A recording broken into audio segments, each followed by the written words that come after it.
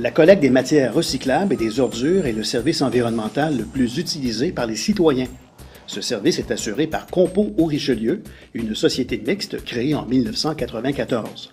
Ses orientations sont établies annuellement par son actionnaire majoritaire, la MRC du Haut-Richelieu.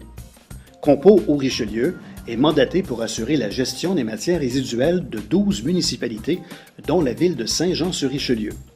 L'entreprise voit également au fonctionnement de 3 écocentres, dont 2 à Saint-Jean-sur-Richelieu. Parallèlement à ses activités, elle organise des formations ainsi que de l'animation dans les écoles. Son mandat consiste en la gestion intégrée des matières résiduelles de la manière la plus économique possible, selon des principes de gestion responsable, en intégrant le concept des 3 RV dans une perspective de développement durable.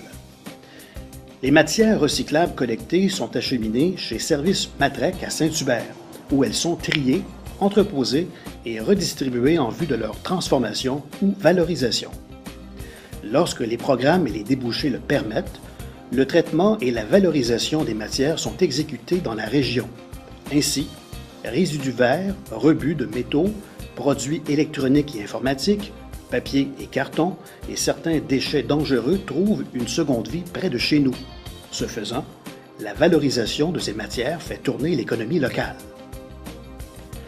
Les actions de Compost au Richelieu se soldent par d'excellents bilans et comme le démontrent les rapports d'activité des dernières années, les efforts environnementaux de la population vont de pair.